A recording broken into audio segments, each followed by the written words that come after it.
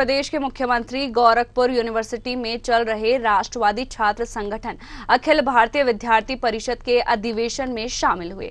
यहां सीएम ने ठाणे के दीपेश नायर को प्रोफेसर यशवंत राव युवा पुरस्कार सम्मान से सम्मानित किया।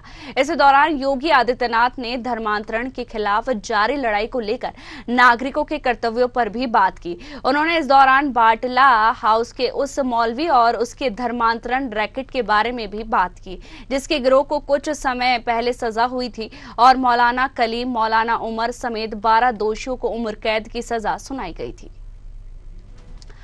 गोरखपुर में राष्ट्रवादी छात्र संगठन अखिल भारतीय विद्यार्थी परिषद के 70वें राष्ट्रीय अधिवेशन में उत्तर प्रदेश के मुख्यमंत्री योगी आदित्यनाथ शामिल हुए, जहां उन्होंने युवाओं को प्रेरित किया, महापुरुषों के प्रसंग सुनाए और युवाओं से देश और समाज के लिए आगे आने का आह्वान किया। यूपी के सीएम योगी आदित्यनाथ ने कहा, आपके बीच में छुपे हुए ऐसे लोग जो छद्म रूप में धर्मांतरण की राष्ट्र विरोधी गतिविधियों को संचालित कर रहे हैं, ऐसे धर्मांतरण की राष्ट्र विरोधी गतिविधियों पर लगाम लगाना आवश्यक है। ये काम राष्ट्रभक्त का काम होना चाहिए। मैंने कहा, एक मालूम करे दोनों युवा वास्तव में जिस नाम से जो नाम उन्होंने बताया है, ये नाम उन्हीं का है या छद्म नाम है। तो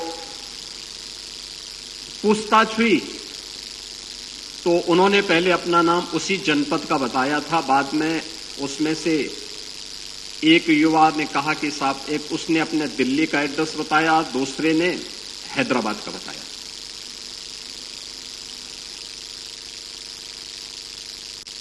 मैंने कहा, भी दोनों जगह भी मालूम करो और इनके बारे में डिटेल लो। पुलिस हर बार उन्हें पूछताछ करके छोड़ती थी, लेकिन मैं पीछे पड़ा रहा। तीसरे दिन जानकारी मिली कि साहब, इन दोनों युवाओं का दिल्ली में बटाला हाउस से किसी एक सज्जन से संबंध है। तो बटाला हाउस का नाम आते ही मैं और चौकन्ना हुआ। मैंने कहा, बटाला हाउस ये वही जगह है जहां 2008 में दिल्ली में दिल्ली पुलिस के एक इंस्पेक्टर मोहनचंद शर्मा शहीद हुए थे, आतंकियों से मुठभेड़ करते हुए। पकड़ में आया और पकड़ में आने के बाद जब हम लोगों ने जांच करनी शुरू की तो उन्होंने वह एक बहुत बड़े रैकेट को संचालित करता था और जिसका टारगेट होता था मूक बधिर बच्चे।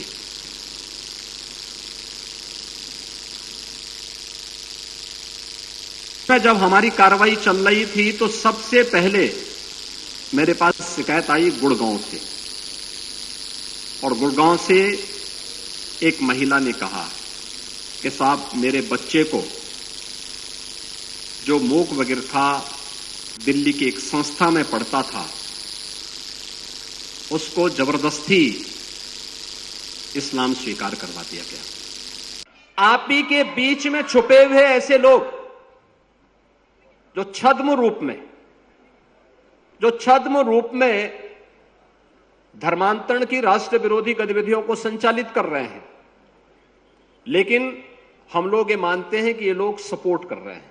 वे सपोर्ट नहीं कर रहे हैं, वे सेवा की सौदेबाजी कर रहे हैं।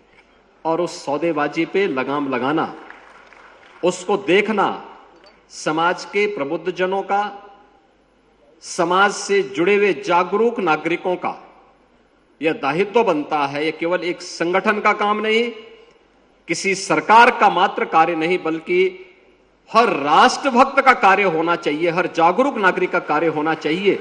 और यही कार्य यहां पे टीस जैसी संस्थाएं, यहां पर दीपेश नायर जैसे नौजवानों के माध्यम से कर रही हैं, और ये अभिनंदनीय प्रयास है।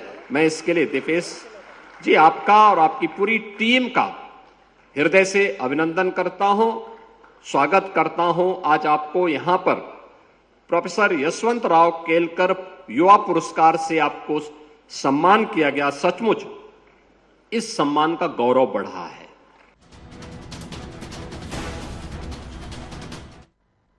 सीएम योगी ने बता दें कि कहा है, गोरखपुर यूनिवर्सिटी में अभी का अधिवेशन किया गया। सीएम योगी इसमें शामिल हुए हैं। सीएम योगी ने कहा, याद करिए 1857 के पहले स्वतंत्रता संग्राम को मात्र 26 साल की वीरांगना महारानी लक्ष्मीबाई ने आजादी का पहली लड़ाई का बिगुल फूंका था, जिसमें वे सफल हुई थी। वहीं चाहे सुभाष चंद्र बोस हो या दूसरे क्रांतिकारी, ये सब युवा ही थे। वीर सावरकर दुनिया के पहले क्रांतिकारी है जिन्हें एक ही जन्म में 2 बार आजीवन कारावास की सजा हुई थी। तब वीर सावरकर की उम्र महज 28 साल थी। सीएम योगी ने कहा, गुरु गोविंद सिंह जी महाराज के 4 साहिबजादे अजीत सिंह, साहिबजादे जूझार सिंह, साहिबजादे जोरावर सिंह, साहिबजादे फतेह सिंह, क्या उम्र थी उनकी? 7 साल, 9 साल, 11 साल और 14 साल। ये सभी उस उम्र में देश और धर्म के लिए लड़ रहे थे।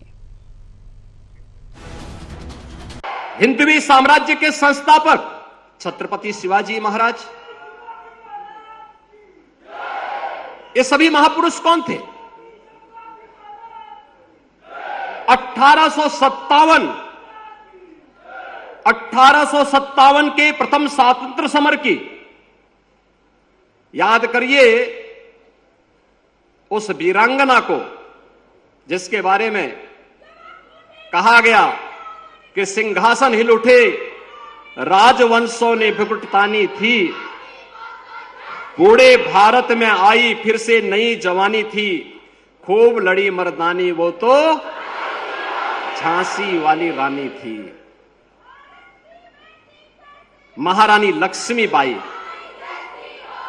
1857 के प्रथम स्वतंत्र समर में जब झांसी की रानी लक्ष्मीबाई अंग्रेजों के खिलाफ देश की स्वाधीनता के लिए लड़ी थी, उम्र थी मात्र 26 वर्ष और वह विजयी हुई थी।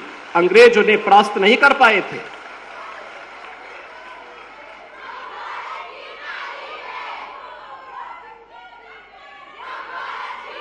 तुम मुझे खून दो, मैं तुम्हें आजादी दूंगा। इसका संदेश देने वाले नेताजी सुभाष चंद्र बोस हो या फिर हे इस भारतवर्ष में 100 बार मेरा जन्म हो, कारण सदा ही मृत्यु का देशोपकारक कर्म हो, इसका उद्घोष करने वाले काकोरी ट्रेन एक्शन के महानायक पंडित राम प्रसाद बिस्मिल, ठाकुर रोशन सिंह, अस्फाउल्लाह खां, चंद्रशेखर आजाद, राजेंद्र प्रसाद लाहिड़ी, ये सभी महान क्रांतिकारी, ये सब युवा ही थे। और वीर सावरकर को जब एक ही जन्म में 2 आजीवन कारावास की सजा हुई थी। वीर सावरकर दुनिया के पहले क्रांतिकारी हैं जिन्हें एक ही जन्म में 2 आजीवन कारावास की सजा हुई थी। उस समय वीर सावरकर की उम्र मात्र 28। सीएम योगी आदित्यनाथ ने कहा, राष्ट्र कल्याणकारी सोच के युवा विज्ञान और तकनीक के साथ जुड़ेंगे तो स्वयं भी मजबूत होंगे, राष्ट्र को भी मजबूत बनाएंगे। सीएम ने कहा, लोक कल्याणकारी सोच का युवा नई प्रौद्योगिकी के साथ जुड़ेगा तो राष्ट्र मजबूत होगा। सीएम ने कहा, नकारात्मक सोच के लोगों के हाथ में ताकत जाएगी तो आतंकवाद को बढ़ावा मिलेगा।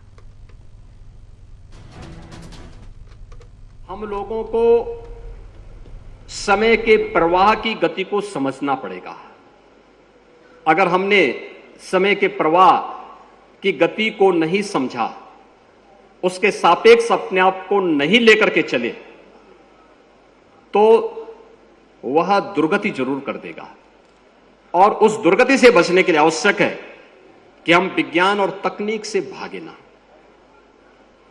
याद रखना, जब अच्छे लोक कल्याणकारी, राष्ट्र कल्याणकारी सोच का युवा विज्ञान और तकनीक के साथ जुड़ेगा, नई प्रौद्योगिकी के साथ जुड़ेगा,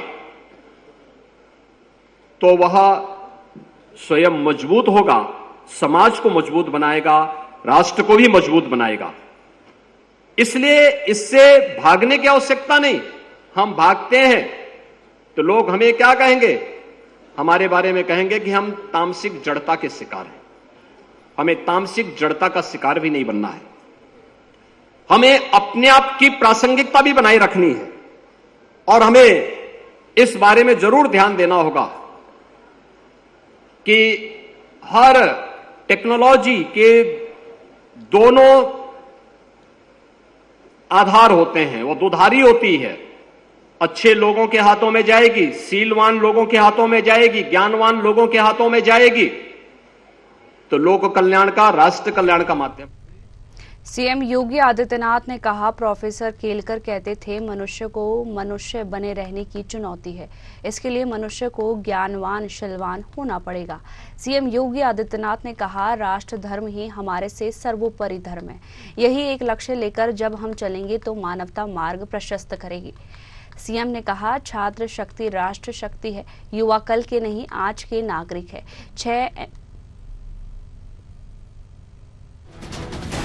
जो प्रोफेसर यशवंतराव केलकर जी ने कहा था, वह चुनौती है मानव को मानव बने रहने के लिए, मनुष्य को मनुष्य बने रहने की, मनुष्य को मनुष्य बने रहने की इस चुनौती के लिए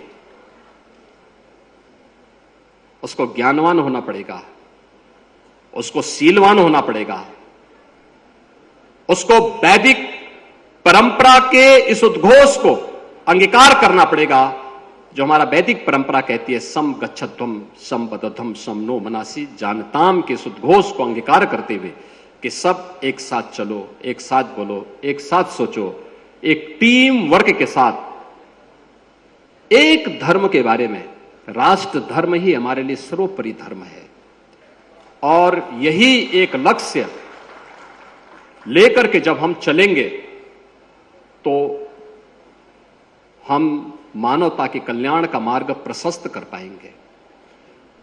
याद रखना, राष्ट्र धर्म के मार्ग में जो चुनौतियां हैं, उन चुनौतियों का सामना परस्पर एकता से ही संभव हो पाएगा।